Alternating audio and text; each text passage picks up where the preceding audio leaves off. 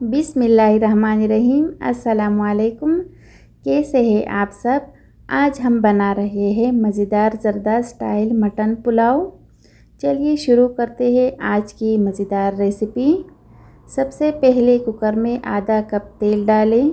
जब तेल गर्म हो जाए तो आधा खाने का चम्मच लहसुन का पेस्ट, आधा खाने का चम्मच अदरक का पेस्ट और 1 चाय का चम्मच हरी मिर्च का पेस्ट डालें।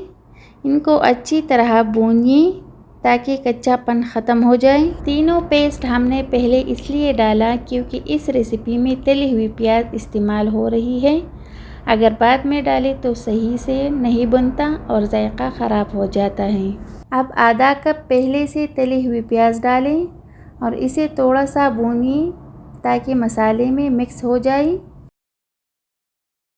अब डालें 2 खुश्क लीमू, 2 तेज़पात, 1 खाने का चम्मच साबुत ज़ीरा, 1 दालचीनी का टुकड़ा, 10 अदद लौंग, 15 अदद साबुत काली मिर्च, 2 आलू बुखारे और 4 हरी इलायची। इन सब मसालों को अच्छी खुशबू आने तक भूनिए। साबुत मसाले डालना ज़रूरी है क्योंकि यही खुशबू और जायका लाती है। पकने के दौरान उनकी महक चावलों में रच जाती है। इस रेसिपी में पिसे हुए मसाले इस्तेमाल नहीं की जाती क्योंकि इससे जायका और खुशबू ख़राब हो सकती है। हम सिर्फ साबुत मसाले इस्तेमाल करते हैं जो पुलाव को ख़ास और मज़ेदार बनाते हैं। अब 1 किलो मटन डालें और गोश्त को अच्छी तरह भूनिए।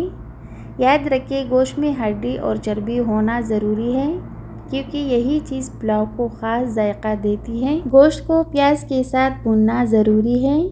इससे गोश्त पर खूबसूरत रंग आता है और जायका मज़ीद निखर जाता है। अगर आपने अभी तक चैनल को सब्सक्राइब नहीं किया तो फ़ौरन सब्सक्राइब करें ताकि आप मज़ेदार रेसिपीज़ मिस ना करें। फिर 3 खाने की चम्मच दही डालें और दही को भी थोड़ा सा भूनिए। पुलाव में दही डालना बहुत ज़रूरी होता है क्योंकि दही ना सिर्फ गोश्त को नरम करता है बल्कि चावलों को भी नरमी और शानदार जायका देता है। इसलिए दही पुलाव के मज़े को दुगना कर देता है। अब 4 कटी हुई टमाटर डालें और 1 से 2 चुटकी ज़रदा रंग शामिल करें। कुकर का ढक्कन बंद करें और टमाटर नरम होने दें। टमाटर का छिलका उतार देना बेहतर होता है क्योंकि सालन या चावल में ये अच्छा नहीं लगता, ना आसानी से चबाया जाता है। जब टमाटर गल जाए तो 1 खाने का चम्मच नमक डालें और मसाले को अच्छी तरह भूनिए जब तक कि तेल अलग हो जाए। ज़रदा रंग इसलिए डाला जाता है क्योंकि ये ख़ास ज़रदा पुलाव की पहचान है।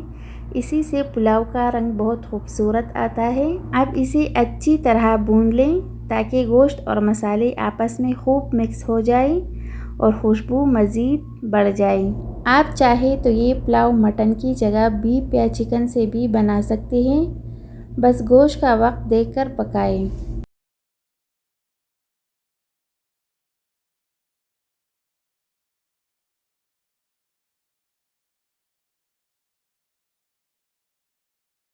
अब 6 से 7 कप पानी डालें और कुकर बंद करके 15 मिनट के लिए गोश्त पकने दें।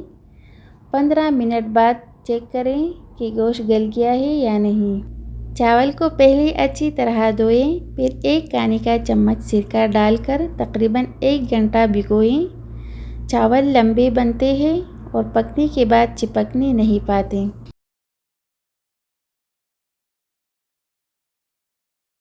अगर गोश्त गल गया है तो 2 कप भीगी हुई बासमती चावल डालें। पानी और नमक दोबारा चेक करें। अगर पानी कम लगे तो थोड़ा सा गर्म पानी डालें।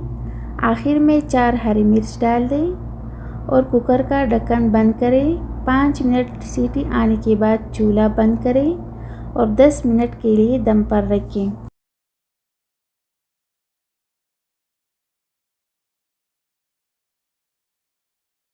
लीजिए खुशबूदार और मज़ेदार पुलाव तैयार है।